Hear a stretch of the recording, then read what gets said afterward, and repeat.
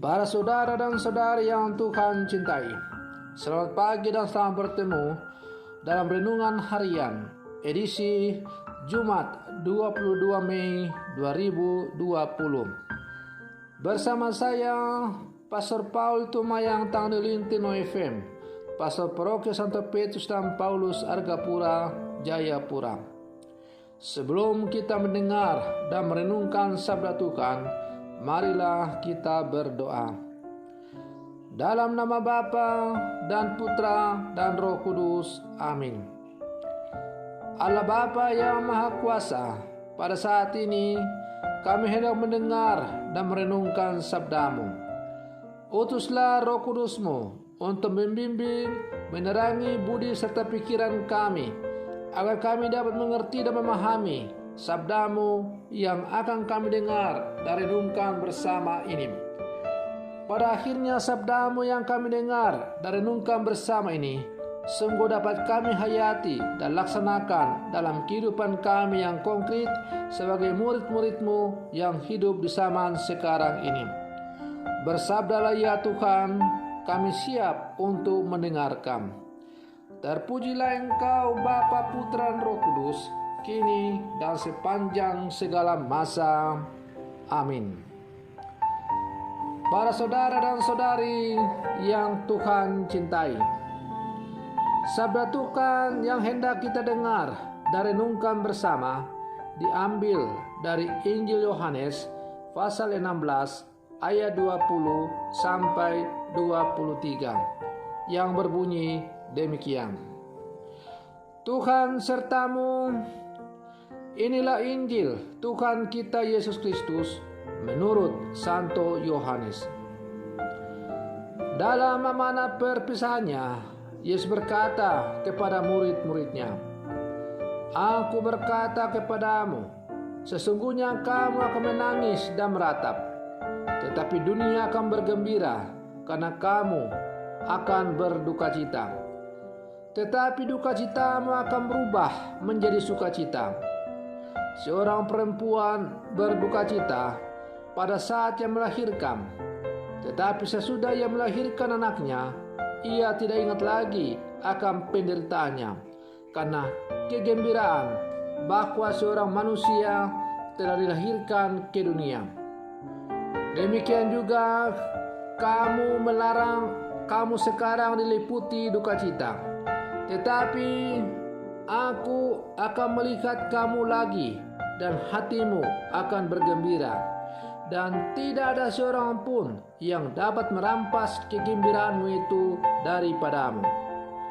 Dan pada hari itu kamu tidak akan menanyakan apa-apa kepadaku.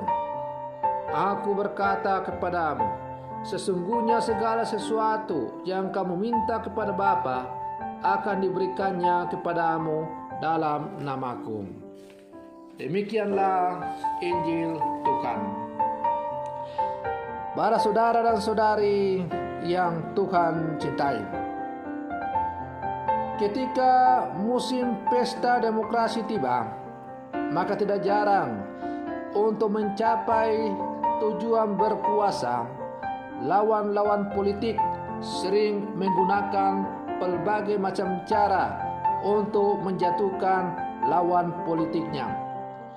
Ambillah contoh misalnya ketika musim pilpres kali lalu, kita bisa melihat masing-masing kandidat saling berjuang untuk menjatuhkan satu sama lain dengan menyebarkan hal-hal atau cerita-cerita kampanye hitam demi untuk menjatuhkan lawannya, yang sebenarnya tujuannya hanya satu, yaitu mencapai kekuasaan. Tidak jarang manusia dalam mencapai ambisinya selalu mempergunakan berbagai macam cara untuk mencapai ambisinya itu. Bahkan tidak jarang menggunakan cara-cara yang tidak dikehendaki oleh Allah. Bahkan yang lebih kejam dan sadis lagi, tidak segan-segan untuk mengorbankan sesamanya demi untuk mencapai ambisi kekuasaannya itu. Para saudara dan saudari yang Tuhan cintai, Tidaklah demikian dengan hidup dan panggilan orang-orang yang percaya kepada Yesus Kristus. Yesus mengutus dan memanggil kita untuk mewartakan tentang kasih Allah dalam kehidupan manusia. Dan kita diajak agar supaya Allah meraja dalam kehidupan kita.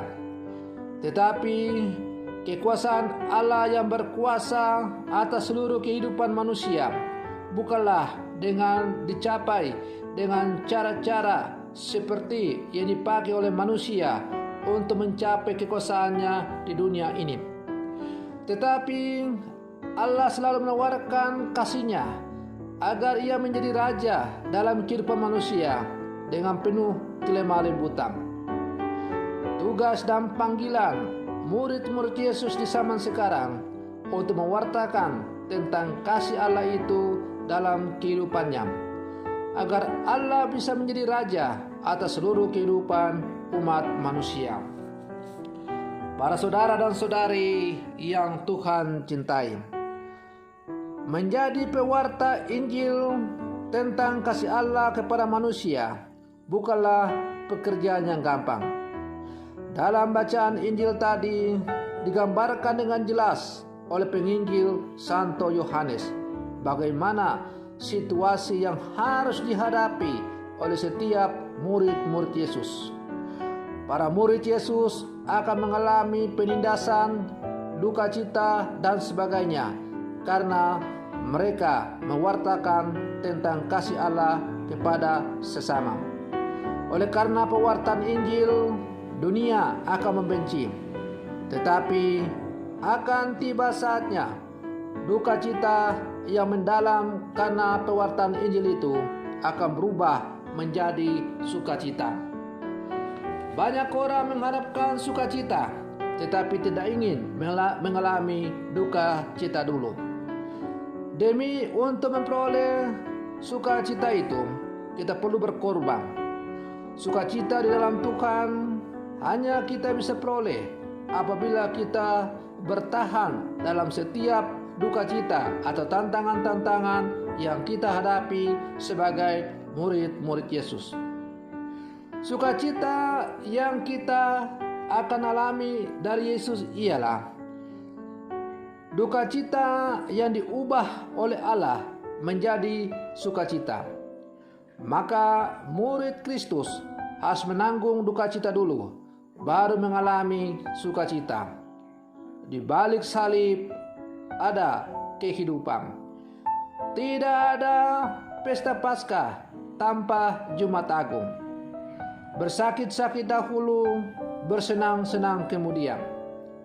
Kebenaran ini digambarkan oleh Yesus seperti seorang ibu yang melahirkan bayinya.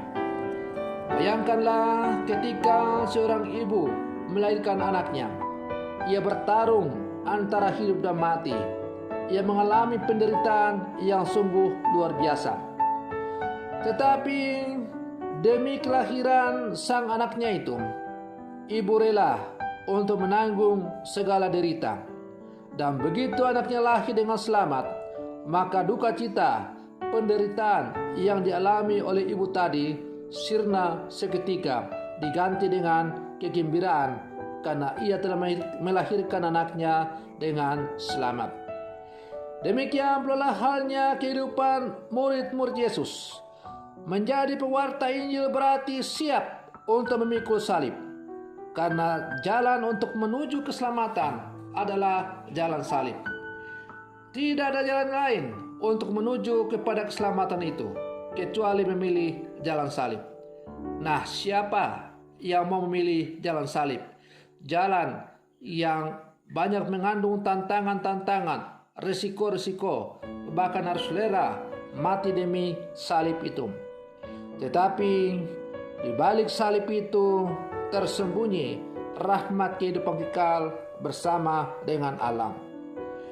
Maka sebagai murid-murid Yesus yang hidup di zaman sekarang, kita diajak untuk selalu setia dalam hidup dan panggilan kita masing-masing.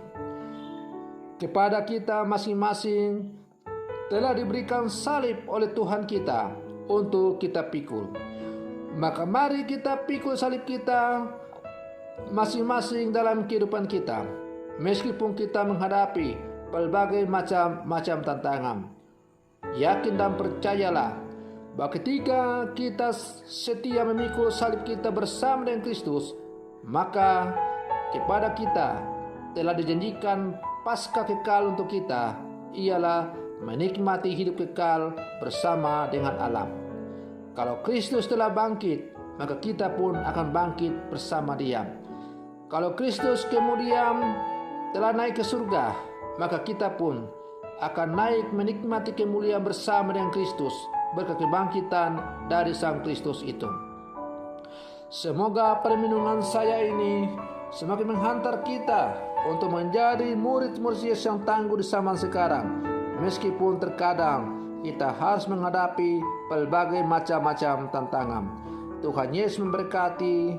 Selamat pagi dan salam sehat selalu.